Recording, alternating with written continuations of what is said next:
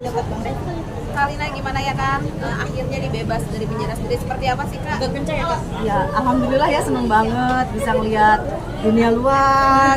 Yang biasanya di pesantren, di hotel Claudio, satu kamar 40 orang, sekarang bisa ngeliat dunia dan bisa ya kembali lagi lah di daerah aku sendiri di Jakarta kan. Yang dirindukan dari bebas sendiri apa Kak? Yang dirindukan ya pasti keluarga ya, teman-teman, kehidupan di entertainment, terus punya fans dan endorsement, pastinya duitnya banyak dong ya kan. Kalau di dalam pesantren kan nggak bisa cari uang gitu. Tapi udah ketemu dengan keluarga sendiri apa belum sih Kak? Belum, keluarga saya masih di IKN. Jadi saya harus dari Jakarta harus ke IKN dulu. Ada rencana mau ke sana? Iya iya pasti, tapi harus syuting ya. Karena ada beberapa TV yang udah duluan ya untuk schedule-nya kan. Tapi orang tuanya paham nggak apa-apa, katanya syuting aja. Kira-kira kapan nih Kak untuk kesananya sendiri nih ke IKN sendiri? Mungkin bulan depan ya, Desember. Tapi udah ada komunikasi sama keluarga? Alhamdulillah selama di pesantren ya, yang biayain keluarga ya, adik. Jadi memang dapat support ya. Bahkan ya nggak, maksudnya aku bersyukur sih nggak dimarahin gitu nih, kayak biasanya kan ada yang judgmental kayak aku ini salah ya apa, tapi ya walaupun mungkin salah tapi bahasa-bahasa dari keluarga saya itu selalu memberikan support, yang sabar ya gitu. Itu sih yang aku, makanya dalam kejadian ini yang harus disyukuri itu adalah ketika keluarga itu tidak akan pernah meninggalkan kita. Yang bebas, waktu ketika bebas sendiri yang pertama kali dikasih tahu sama Kalina siapa? Kalau yang pertama bebas, orang tua saya sih yang tahu duluan sama asisten saya. Dan ekspresi orang tua gimana Kak? Katanya alhamdulillah anakku bebas. Karena kan banyak juga yang punya statement dan stigma bahwa di penjara itu kan disiksa. Ya yang kayak gitulah, jadi pikiran orang tua tuh kan takut anaknya dipukulin. Nelpon berarti via telepon ya ngabarin ke orang Iya. tua. Gimana sih Kak Rina kehidupan selama di dalam, mungkin kegiatannya apa saja, kan sempat viral bahwa Rina tuh di dalam justru lebih fresh, lebih bisa dandan segala macam, seperti apa sih? Justru karena kalau di sana itu kan kita nggak punya kegiatan yang terlalu travel ya, jadi fokusnya tuh wajahnya harus cantik. Terus untuk mengisi waktu-waktu hari-hari ini supaya lebih cepat harus banyak kegiatan. Misalnya menjahit, merajut, jemputan, bikin batik, dan banyak hal lah yang positif. Itu dijual gitu Kak? Iya, dijual juga untuk masyarakat umum. Di sana juga ada salon. Jadi aku belajar nail art dan ini aku pasang sendiri. Dan aku bisa nanti pulang punya salon. Sebenarnya kehidupan di sana itu ya hampir mirip sama kehidupan kita ya. Bedanya dibatasi, nggak ada laki-laki dan nggak ada handphone.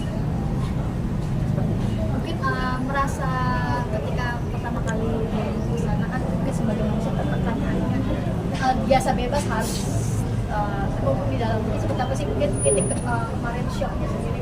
Tantangan itu gini ya, karena kan biasa kita punya penghasilan ya, tiba-tiba tuh nggak bekerja dan makan tidur gitu ya, walaupun ada aktivitas beberapa yang misalnya menjahit tadi, tapi itu tidak bisa melukai kayak aduh aku nggak bisa travel, nggak bisa berenang kayak gitu. Nah ada hal-hal kan yang kita tidak dapat di sana, jadi adalah tertekan. Tapi saya tuh selalu percaya dua hal ya ketika kita mendapatkan ujian, karena orang di luar sana juga banyak dapat ujian berbeda ya, pilihannya mau bangkit atau terpuruk sih. Jadi pelajaran yang saya dapat mungkin karena biasanya saya kalau di luar tuh boros ya, menghabiskan uang yang kadang spend uang sehari 10 juta, 5 juta, di sana itu 100.000 itu sangat berharga sekali.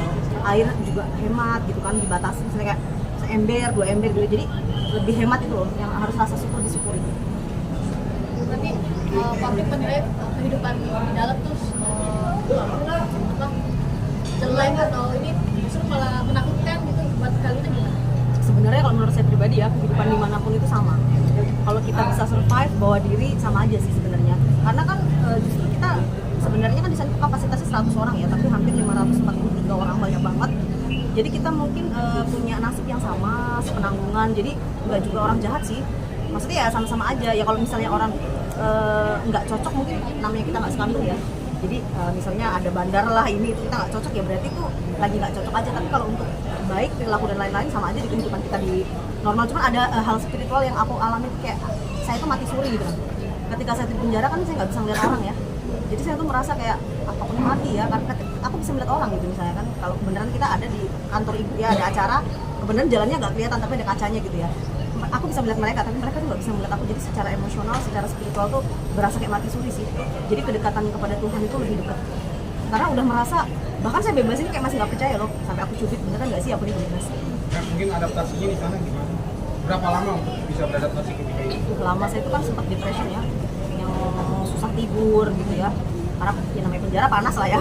Nah kemudian bisa adaptasi itu 6 bulan kemudian, karena bahasa Palembang aku nggak ngerti juga kan, makanannya misalnya banyak cukanya, saya kan lambungnya sakit gitu ya, jadi untuk adaptasinya itu butuh waktu yang 6 bulanan lah baru mulai bisa. Kan berarti total hukumannya sendiri 17 bulan ya? Iya, karena kan kalau mengajukan PB, CB itu separuh dari hukuman, asal berkelakuan baik. Ini total berapa? 17 bulan lah kurang lebih.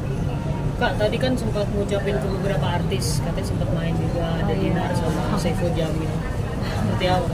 Aku tuh terima kasih banget ya untuk Dinar Candy, ya ampun, walaupun orang itu suka ngatain dia seksi lah apa, tapi itu baik banget loh. Selama aku di sana itu, dia tuh, kita kan disediain ya kayak warta khusus ya, jadi bisa langsung berkomunikasi dengan keluarga atau kerabat atau teman.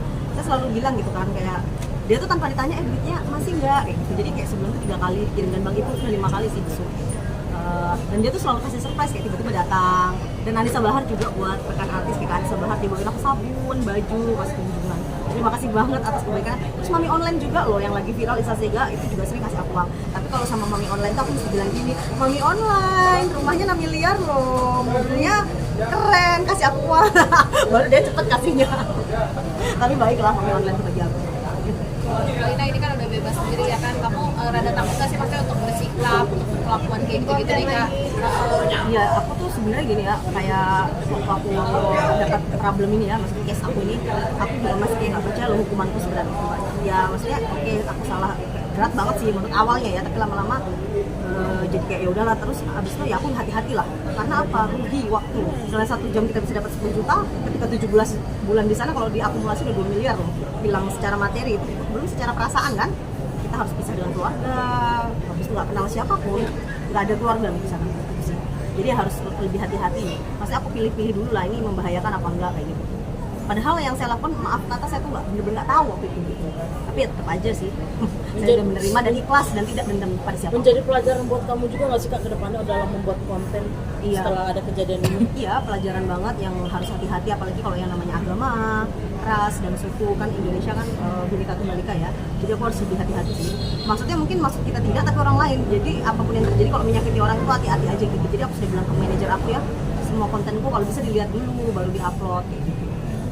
Ketika memindahkan kaki keluar dari kemarin, apa sih pengen dilakuin? Ya aku langsung ini sih, yang lihat-lihat dunia, maksudnya makan ya, makan sih, kayak langsung aku mencari makanan Jawa. Karena aku orang Jawa, jadi aku langsung cari makanan Jawa, terus yang nelfon keluarga sih gitu. Terus lihat ini medsos aku kayak apa perkembangannya, pengen tahu. Ada yang nanya-nanya, ternyata ratusan ribu DM, banyak banget orang DM itu, sampai aku tanganku tremor loh, sampai gerak kayak gini, karena WhatsApp aku tuh ribuan yang chat, kayak tanya-tanya kabar semua kan selama 17 bulan. Kan 6 bulan ya, kayak berarti mengalami masa-masa kayak sulit gitu, maksudnya adaptasinya susah. Itu apa sih membuat akhirnya jadi terbiasa setelah 6 bulan? Masa sulit itu banyak juga loh Mas, jadi kayak yang aku kok tiba-tiba tagihan kartu kredit 20 juta ini itu kan waktu saya itu dulu nggak tahu loh P21 itu apa, tiba-tiba saya langsung masuk ke dalam, jadi nggak ngerti kalau banyak banget tagihan. Jadi waktu di dalam itu pikiran tagihan juga, waduh ini tagihan belum aku bayar ya itu. Jadi kalau pas di dalam itu yang menguatkan saya ya, saya tuh sama warga binaan lain tuh suka nanya kasus-kasus lain, misalnya kayak oh dia ini 100.000 loh, misalnya ada kasus kayak mencuri lah, ini contoh ya, tiba-tiba dihukum 2 tahun gitu kan, kita harus saling nguatin, hukuman kita sama loh, dia aja bisa keluar kayak gitu sih. Jadi aku cari-cari sesuatu penguat gimana caranya itu buat saya kuat kayak gitu. Misalnya kayak banyak loh yang lebih menderita di sana, misalnya mati bin ya, bahasa sana itu sudah tidak ada kiriman lain. Berarti saling support lah satu sama lain. Iya, itu yang membuat saya kuat sih. Dan harus ingat, tidak mau kerja di luar banyak loh endorse-nya, punya nama lumayan besar. Jadi harus ingat kalau di luar tuh dihargai orang kayak gitu. Jadi harus semangat gitu. Dan saya tuh banyak contoh-contoh artis yang habis di penjara juga kalau keluar sukses. Jadi yang namanya sukses itu tidak membatasi apapun yang terjadi kayak gitu sih. Seperti tokoh siapa Kak, artis yang jadi acuan Kakak sekarang? Nikita Mirzani, kakak aku Nikita Mirzani. Juga Mami Online juga kan. Terus habis itu siapa itu, Ahmad Dhani dan banyak lah yang lain-lain. Saya lihatnya ya tetap sukses kayak gitu. Ariel Noah apalagi idola aku tuh, seneng aku lagu-lagunya. Tapi kan kalau memang punya karya yang bagus pasti akan tetap eksis sih. Termasuk bagi Ivo sendiri ya, masih kuat. Nah, kedepannya sendiri akan ngelakuin apa nih? Alhamdulillah ya, aku baru datang sampai Jakarta ini sudah dihubungi beberapa endorsement kayak pabrik sepatu, sendal di Surabaya, dan juga banyak TV-TV. Jadi kedepannya sih pasti harus lebih sukses ya, karena setelah terpuruk itu baru sadar gitu loh, ketika kita hidup memang harus bermanfaat buat orang lain. Misalnya gini, aku bisa jahit, buka konveksi, misalnya punya 1000 karyawan, sehingga bisa bermanfaat untuk anak-anaknya ketika nanti aku ingin hidup. Kau hubungi Dinar Candy? Sudah aku bilang makasih banget ya selama ini jadi teman yang baik. Dia cuma nasihati aku lain kali hati-hati. Dia juga sama kan, dia juga lagi ada kayak cash dimana uangnya hilang juga kan. Jadi kita tuh sama, dia nguatin aku loh dan aku nguatin dia juga. Jadi memang harus berhati-hati ketika bicara, berkenalan sama orang. Dia sih support banget ya. Biar lewat dulu.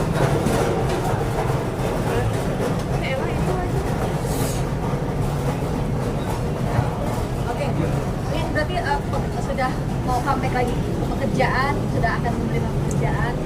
Aku tuh yang buat aku bahagia juga ya, yang buat aku kuat itu kan aku suka lihat ya di medsos, termasuk TikTok orang tuh ngeditin aku kayak Lina Mukherjee Blackpink, kayak Queen of apalah kayak gitu-gitu. Jadi aku tuh suka kayak, banyak banget ya yang seneng kayak gitu. Nah, aku kan suka kayak garuk-garuk ya, aku tanya masih garuk-garuk lagi nggak? Alhamdulillah selama di pesantren udah nggak garuk-garuk lagi, udah bersih.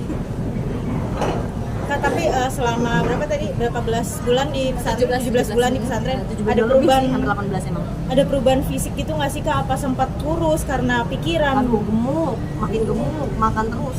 Karena temennya kan banyak, 40 orang, jadi kita punya tempat-tempat makan gitu. Nah, jadi nanti dibagi lauk kayak gitu. Kebenaran kan saya tuh anak Bimker ya, di Bimker itu memang ada kegiatan yang masak-masak.